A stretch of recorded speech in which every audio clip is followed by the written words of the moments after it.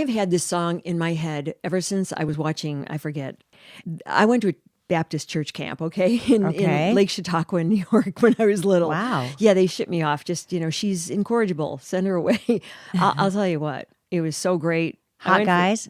Or you were too young? No, I wasn't too young. Okay, that's when the hormones start. Well, they were roiling, trust me. Okay. But no, I was old enough to be noticing boys. Oh yeah, for sure. Because I think we had like, oh, I like him. Oh, I like him. But that's not where I'm going with this. So I liked it so much. I went for 10 days and then I went for 2 weeks afterwards just to stay away from the family even more.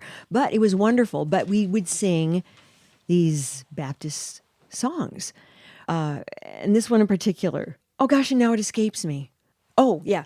Na na na na, glory, glory.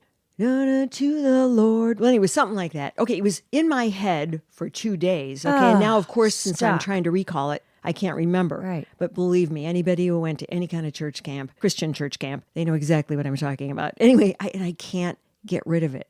So I would like suggestions from anybody about how to get rid of this, what they call them, earworms.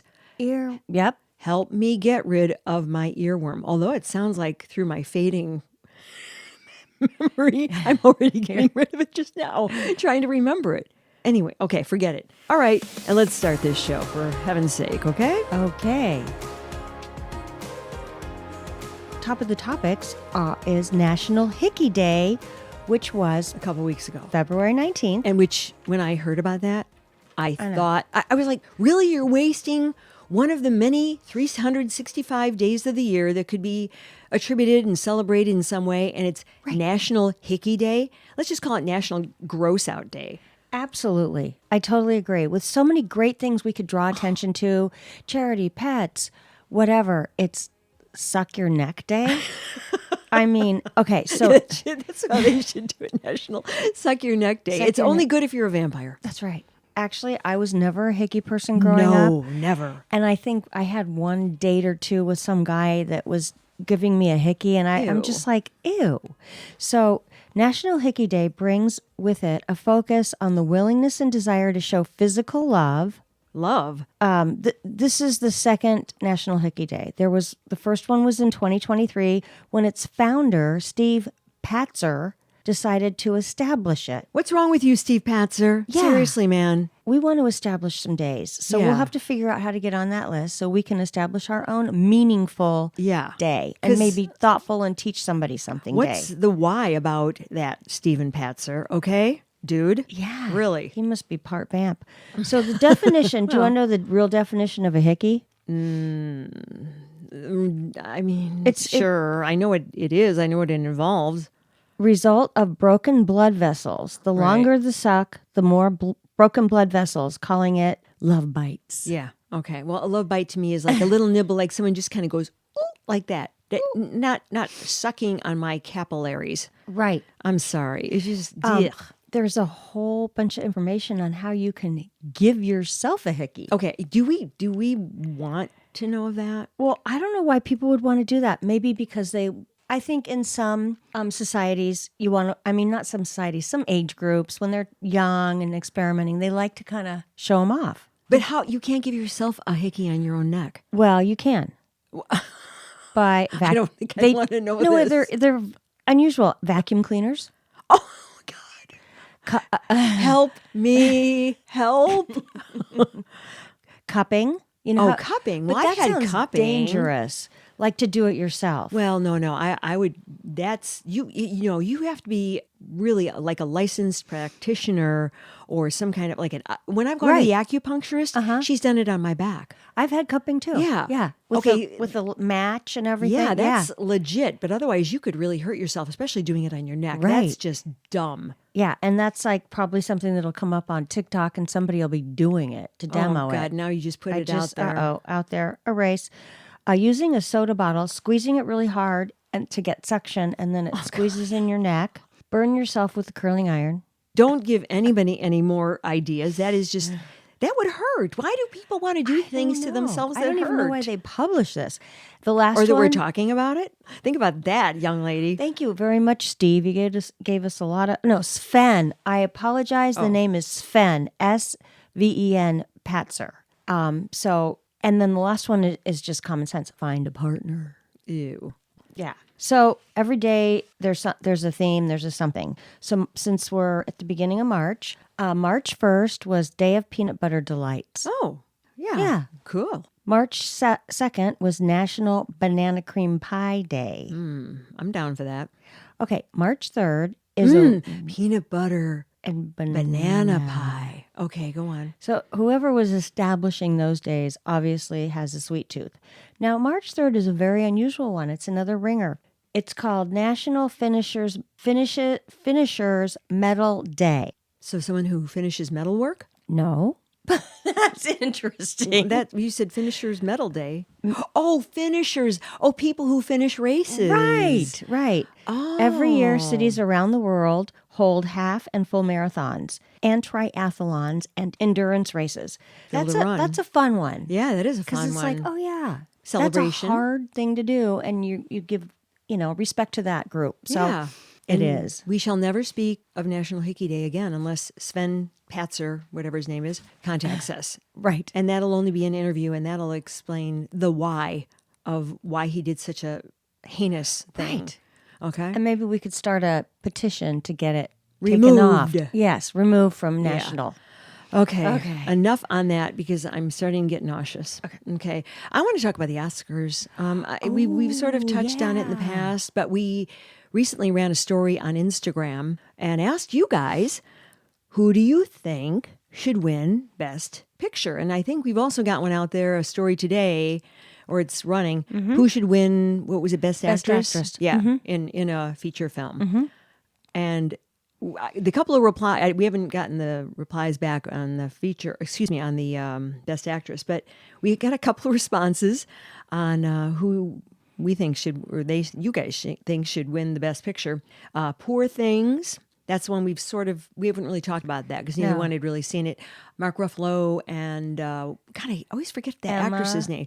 Emma Stone. Emma Stone. Yeah. And then Holdovers, which we both saw. And that was The Holdovers. That was a fine film, really. And then one other person put none. None. None of them. None of the ones that are nominated. Okay. Ooh. Okay.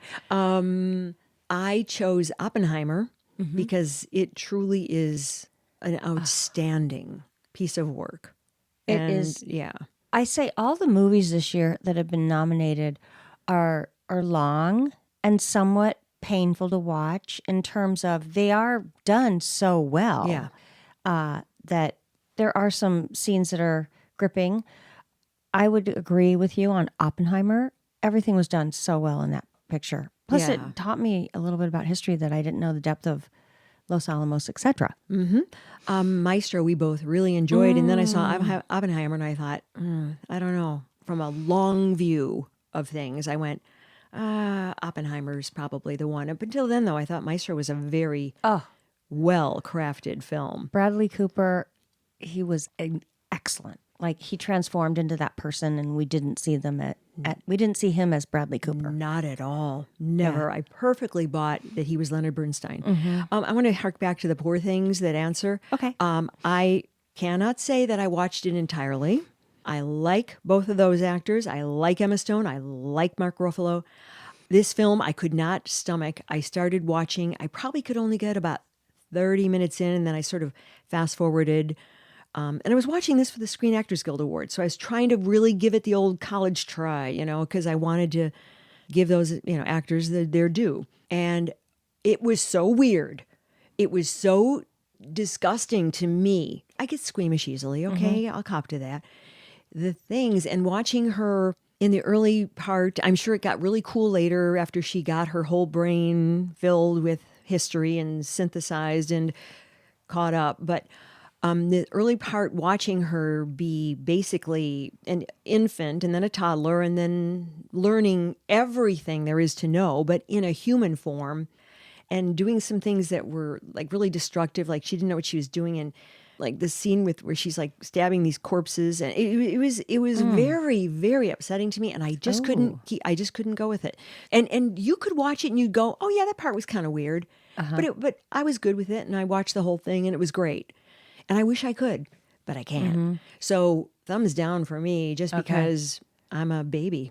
Well, I'll be interested to see it and see how I feel about it. Yeah, I would love to know. And if it wins, well then kudos to them. And I'm just it's every movie isn't for every person. Do you know what movie won for SAG Awards? Oh, God, I should know that because I actually watched that. I watched. Oh, you these, did? Yeah, You watched it? Yeah, I they were missed on it. It was live on Netflix. Right. Which one? I think. Oh, Oppenheimer won Best Picture. Yeah, Yeah. yeah. They're kind of taking the season. Yeah. So anyway, We would love to hear what you think about the Oscar-nominated movies and which one you think will win, as well as Best Actress and so on. because we're running those stories on Instagram, and all you got to do is go to Ladies Who Question on Instagram and answer. Send us a comment. You can also email us at ladieswhoquestion@gmail.com. You betcha. Something else that I kind of want to talk about: St. Patty's Day.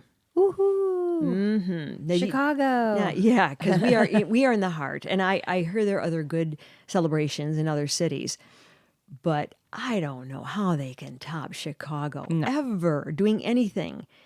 I mean, first of all, the parades, and I say parades, Right. because there's the South Side, Side. and then there's the downtown Chicago one, Right. and then the river. The river. Come on, and how many people show up for that? People come in from all over the country. Even when the weather is positively Freezing. miserable. And Yes. March is notoriously a month filled with miserable weather. Fourth coldest month, I learned. Oh, is it in really? in Illinois, or in Chicago, yeah. But St. Patty's Day, come on, nobody does it better. I'm sure we have a huge population of Irish people. I know New York does as well, but I don't know the other cities that do. We kick booty.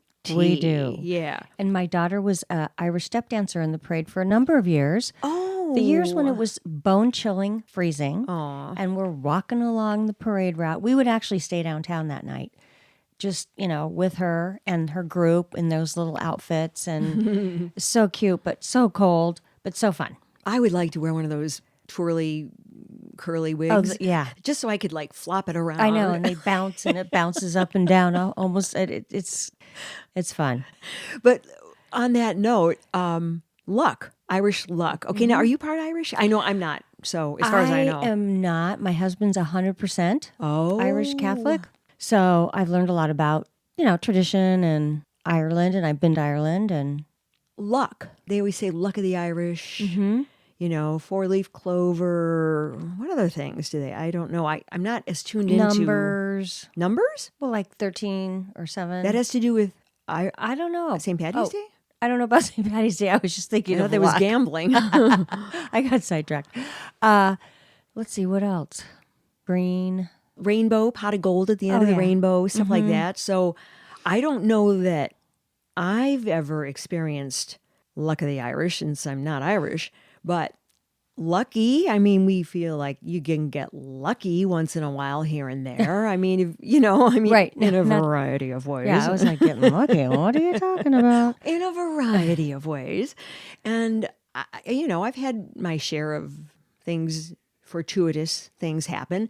But how about you? I mean, have you ever had anything that pops up? Luck. I'm just thinking about the times I've been driving, and I've been so lucky to miss an accident. That was... Oh, yeah. No. I just feel lucky when certain things happen, and you go, oh my gosh, I'm so lucky, XYZ. And we can't remember I know, can't remember anything. So let us hear about if you believe in luck and how have you gotten lucky? Lucky occurrences. Luck, maybe you feel you've created. Of course, that's not really luck. That's they say luck is when opportunity meets, I don't know, something. Well, anyway, there's a saying about that. Like, luck is when opportunity meets hard work or something. I don't know. There's something like that. Well, I can relate to that because now that I've been in my business for 32 years, I used to say to myself, oh, I feel so lucky that I have this business. And then I go, no, I worked really hard for it. And I say that to people that I deal with on a daily basis. When they finally reach a nice plateau in their business and they'll say, oh, I feel really lucky. I go, no. Look what you did the last 20 years. Worked your ass off. Which begs so the question. That kind of fits with what you were just saying. Right. Is there really such a thing as luck? Or is it just timing? Or is it hard?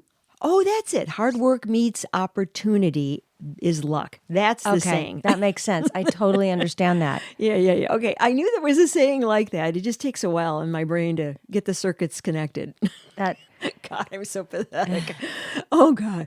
Anyway, all right. So, but still, if maybe people feel like, yeah, that was sheer luck, and maybe there is, but we're sort of asking that question.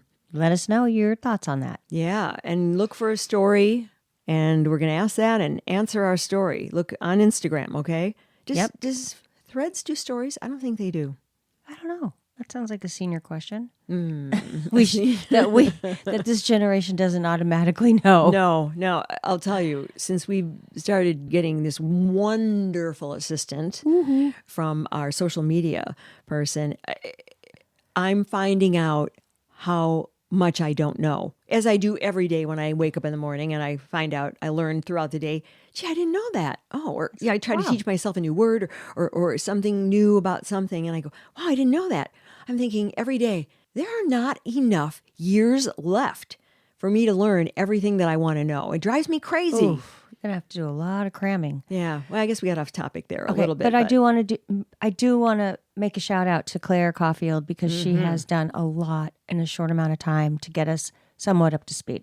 Oh yeah. So keep on watching our Instagram. It's getting better and better. Yeah, and she had quite the job ahead of her to do that. Is what because I was just sort of eking along, like going. You were doing great. I was fading out fast. I just can't. I'm not a natural. That's okay. We're both strapped for time too. Yeah. So, anyways, stay tuned. Yeah, we're gonna take a quick break. We'll come back. Okay, we're back. And I think we have a This Day in History or something. Didn't you say you have something? Yeah. Well, it was one of those This Day in History. 50 years ago, Blazing Saddles was released. Get out. Yeah. Does that not make you feel old? I mean, 50. I remember where I was when I saw that. I remember the boyfriend I was with when we watched that. And of course, I thought it was funny too, but of course, men find it even really because they love all the fart jokes and blah, blah. The first thing you think of is farting when you see that movie. Of course. But it was hilarious. You know what? That was a comedic masterpiece, really. It was. I mean, you could, I'm thinking of some of the scenes right now. That movie would not be made today. No, it would not be made. And no. It's funny how back then there's certain boundaries that they crossed for the time it was made in too. Like farting on screen. We never saw that before. It was like, that's all we talked about. But also the dynamics of the cultures or the... Oh, yeah. Cleavon Little. Cleavon. Yeah, the black actor. Yeah. Oh, I loved him. They were relentless. And it was funny and everybody laughed at the time. And honestly, if I watched it again, I would still find it funny. Oh, sure. But probably with a moment of reflection like, oh, wow.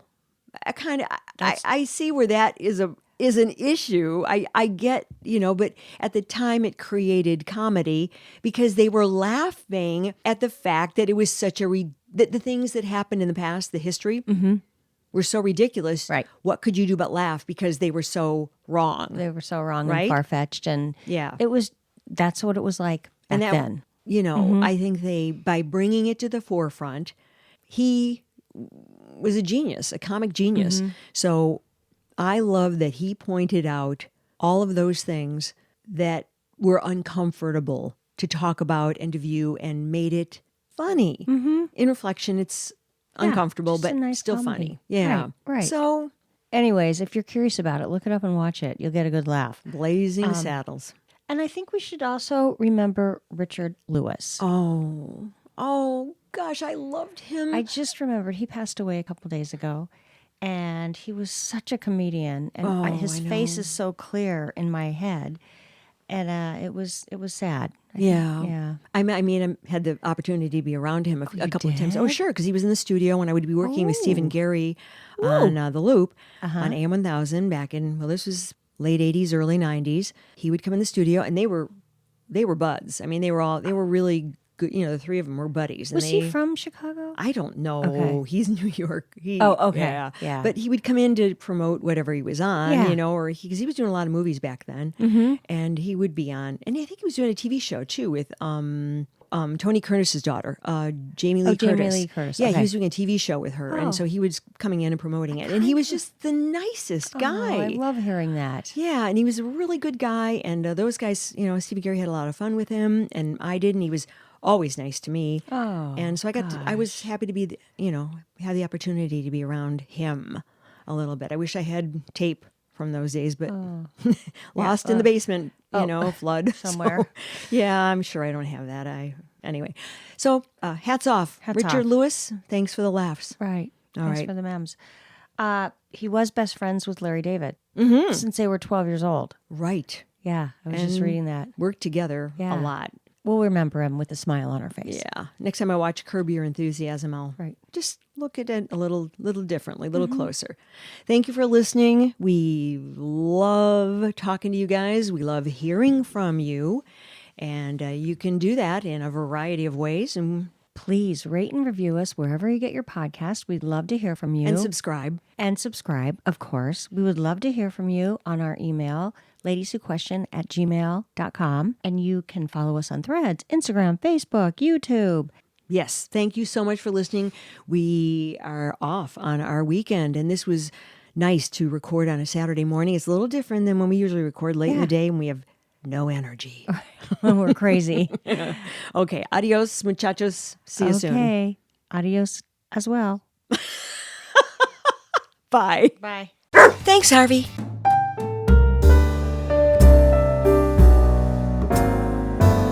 Ladies Who Question is executive produced and edited by me, Lisë Dominique, and also executive produced by Holly Caulfield. Holly also does most of our research, and Claire Caulfield is in charge of technical assistance and social media. Music, My Lionheart. Sketch music by Florian Manx and Matthew Anderson. Thanks for listening. Please subscribe, follow, rate, and review Ladies Who Question on Apple Podcasts or wherever you get your podcasts. Send your thoughts to ladieswhoquestion@gmail.com.